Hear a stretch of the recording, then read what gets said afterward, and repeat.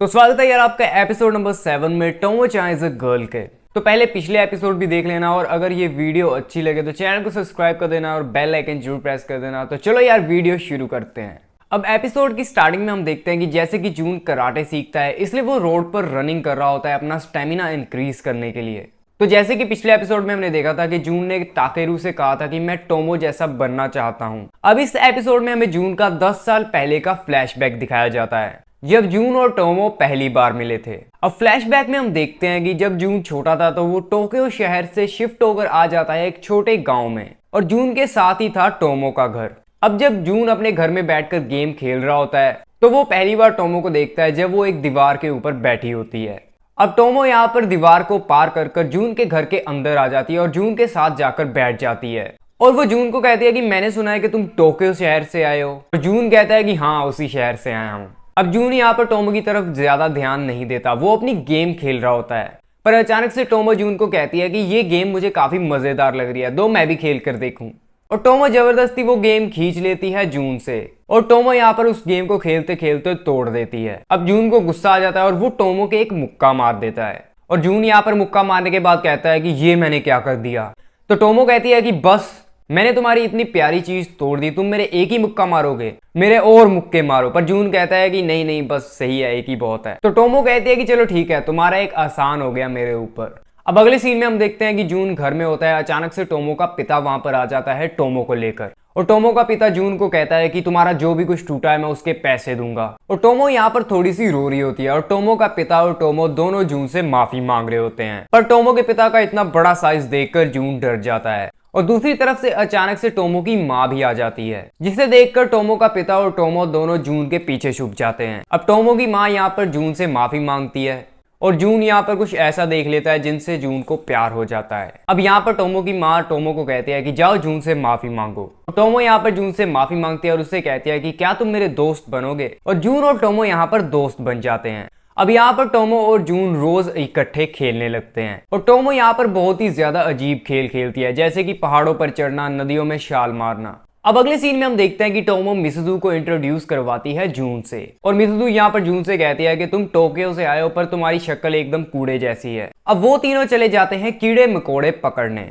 अब रास्ते में 200 सीढ़ियां ऊपर चढ़कर जाना होता है उनको। अब टोमो तो मिसुजू को अपनी पीठ पर बैठाकर चढ़ने लगती है, पर यहाँ पर जून को चढ़ते वक्त एकदम सांस चढ़ी होती है। फिर अचानक से जब मिसुजू जून को चिढ़ाने के लिए उसकी तरफ शैतान वाली हंसी हंसती है तो जून चिल्लाकर पूरी जान से दौड़ने लगता है और जून सबसे पहले ऊपर पहुंच भी जाता है, पर वो पहुंचते ही जमीन पर लेट जाता है। अब यहाँ पर मिसुजू फिर से जून के पास आती है और फिर से शैतानों वाली हंसी हंसकर कहती है, अगर तुम पहले पहुंच गए तो फिर क्या हुआ, खड़े रहने वाला ही जीतता है। अब जून यहाँ पर कहता है कि टोमो के साथ खेलते खेलते मैं टोमो के साथ पहुंच गया था कि मैं अब टोमो का मुकाबला कर सकता हूँ किसी भी खेल में। पर जून कहता है ये सब मेरा वहम था। अब अगले सीन में हम देखते हैं कि जून रास्ते में बैठकर गेम खेल रहा होता है और दो बंदे आते हैं और जून को पीटकर उससे गेम छीन कर ले जाते हैं। अब जून टोमो और मिसुजू को ये नहीं बताता, पर जून की शक्ल देखकर टोमो समझ जाती है कि ऐसा ही कुछ हुआ होगा, इसलिए टोमो उन दोनों लड़के के पास अकेली चली जाती है और उनसे गेम छीन कर ले आती है। अब जब जून को पता चलता है कि टोमो अकेली गई थी, जून को गुस्सा आ जाता है और वो टोमो को कहता है कि तुम्हारा दिमाग खराब हो गया था, मैंने तुम्हें कहा था मेरे लिए ऐसा करने के लिए, तुमने ऐसा क्यों किया। टोमो कहती है कि फ्रेंड इसलिए तो होते हैं, एक दूसरे की मदद करने के लिए। तो जून कहता है कि तुम ही मेरी मदद कर सकती हो, मैं इतना काबिल नहीं हूं कि तुम्हारी मदद कर सकूं। और टोमो जो गेम लेकर आई थी वो जून टोमो को वापस कर देता है और कहता है कि तुम इस गेम को अब रख सकती हो, जब मैं तुमसे ज्यादा ताकतवर बन जाऊंगा तो मैं तब तुमसे ये गेम वापस ले लूंगा। और यहाँ पर मैं आपको बता दूं कि ये रीजन था कि जून बार बार कह रहा था कि मुझे टोमो जैसा ताकतवर बनना है। और यहाँ पर जून टोमो के पिता के साथ कराटे की प्रैक्टिस भी करने लगता है। अब हमारा फ्लैशबैक यहाँ पर खत्म हो जाता है और हम देखते हैं कि टोमो वही गेम खेल रही होती है जो जून ने 10 साल पहले उसे दी थी। 10 साल हो गए हैं पर जून अभी तक गेम लेने वापस नहीं आया टोमो से। अब यहाँ पर हमारा अगला सीन शुरू हो जाता है जहाँ पर हम देखते हैं कि जून, मिसुजू, कैरल, टोमो सारे जा रहे होते हैं बीच पर। और यहाँ पर जो जून है वो मिसुजू को कहता है कि तुम तो ऐसी जगह पर जाती नहीं, तो फिर क्यों जा रही हो। अब देखो यहाँ पर मिसुजू इसलिए जा रही थी क्योंकि कैरल और मिसुजू ने मिलकर टोमो को एक स्विम सूट खरीद कर दिया था और जून ने आज तक टोमो को स्विम सूट में कभी भी नहीं देखा था, इसलिए मिसुजू ये देखना चाहती थी कि जून का रिएक्शन क्या होगा टोमो को स्विम सूट में देखकर। अब यहाँ पर जो जून है ना वो चेंजिंग रूम के बाहर खड़ा होता है। कैरल और मिसुजू स्विम सूट पाकर बाहर आ जाती हैं पर टोमो नहीं आई होती। तो मिसुजू जून से कहते हैं कि टोमो अंदर छुपी हुई है। और जैसे ही जून अंदर जाता है चेंजिंग रूम में, टोमो एक कॉर्नर में खड़ी होती है और उसने एक जैकेट डाली होती है। तो जून कहता है कि टोमो तुमने ये जैकेट क्यों डाली है। और जैसे ही जून टोमो की जैकेट उतारता है तो नीचे होता है स्विम सूट।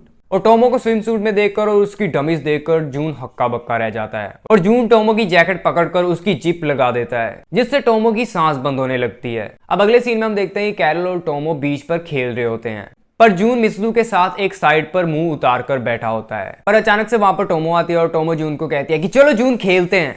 अब टोमो यहाँ पर जबरदस्ती जून को ले जाती है। अब टोमो को बीच पर इतना मजा आ रहा था कि वो भूल ही गई थी कि उसने स्विम सूट डाला है। और जून के यहाँ पर टोमो की हरकतों से होश उड़े हुए होते हैं। अब यहाँ पर जब कैरल खेल रही होती है जून के साथ तो टोमो को गुस्सा आ जाता है और टोमो पानी उठाकर दोनों के जोर से मारती है। अब यहाँ पर जो कैरल है वो मिसुजू से पूछती है कि जून मेरे और टोमो के साथ खेलना क्यों नहीं चाहता। तो मिसुजू कहती है कि प्रॉब्लम तुम्हारी ये बड़ी डमीज है। तो कैरल कहती है कि क्या जून को डमीज पसंद नहीं। तो मिसुजू कहती है कि नहीं, दरअसल जून एक परवर्ट इंसान है जिसे डमीज कुछ ज्यादा ही पसंद है। अब यहाँ पर जब बीच पर टोमो खेल रही होती है तो वहां पर अचानक से एक लड़का आ जाता है और वो लड़का टोमो के साथ पंगे लेने लगता है। अब टोमो को यहाँ पर मन तो करता है कि वो उस बंदे के मुक्का मारे, पर टोमो यहाँ पर थोड़ी सी डरी हुई होती है। पर अचानक से वहां पर जून आ जाता है और वो बंदा जून से पूछता है कि क्या तुम इसके बॉयफ्रेंड हो। तो जून कहता है कि नहीं, मैं नहीं हूं। वो बंदा कहता है फिर तुम मुझे क्यों रोक रहे हो। तो जून कहता है कि अपने गंदे हाथ टोमो से दूर रख। अब टोमो यहाँ पर ये देखकर काफी खुश हो जाती है। वो सोचती है कि जून एकदम हीरो की तरह लग रहा है। अब दूसरी तरफ हम देखते हैं कि कैरल को भी लड़कों ने घेरा होता है। अब जून जैसे ही कैरल को वहां से लेकर जाने वाला होता है तो वो लड़के जून से पूछते हैं कि क्या तुम इसके बॉयफ्रेंड हो। तो जून कहता है कि हाँ हूं, जो समझना है समझो, मुझे कोई फर्क नहीं पड़ता। और टोमो यहाँ पर देखती है कि मेरी बारी इसने मना कर दिया और कैरल की बारी कहता है कि हाँ हूं। अब यहाँ पर टोमो मिसुजू को कहती है कि जून मुझे ज्यादा कुछ रिएक्शन नहीं दे रहा। तो मिसुजू कहती है कि अब जून के जितना पास हो सके उतना पास जाओ, फिर देखो क्या होता है। अब टोमो यहाँ पर 2 आइसक्रीम खरीदती है और आइसक्रीम लेकर चली जाती है जून के पास। अब आइसक्रीम खाते वक्त टोमो एकदम खिसक कर जून के एकदम पास जाकर बैठ जाती है, पर जून यहाँ पर बाहर से कोई भी एक्सप्रेशन नहीं देता टोमो को, पर अंदर से जून का ज्वालामुखी फट रहा होता है। अब अचानक से जून की आइसक्रीम टोमो के कंधे पर गिर जाती है और टोमो उसे चाट कर साफ करने लगती है। और यहाँ पर जून की अंदर से धरती पट जाती है और वो चीख मारने लगता है। अब यहाँ पर टोमो जून को कहती है कि चलो जून पानी में चलते हैं और खेलते हैं। अब जब वो पानी में होते हैं तो जून यहाँ पर सोचता है मैं टोमो के साथ खेलना तो चाहता हूँ, पर जब भी वो मुझे हाथ लगाती है तो मेरा शरीर मूव ही नहीं कर पाता। अब जब वो ट्रेन से घर जा रहे होते हैं तो जून और मिसुजू जाग रही होती है और कैरल और टोमो सो गए होते हैं। और जून को थोड़ा सा अपनी दुनिया में खोया हुआ देखकर मिसुजू सोचती है चलो आज से ये टोमो को थोड़ा सा लड़की मानना शुरू तो करेगा। और यहाँ पर हमारा एपिसोड नंबर 7 भी खत्म हो जाता है टोमो-chan इज अ गर्ल का। अगर अगले एपिसोड देखने हैं तो चैनल को सब्सक्राइब कर देना, बेल आइकन जरूर प्रेस कर देना और वीडियो को लाइक कर देना। तो चलो मिलते हैं अगली वीडियो में।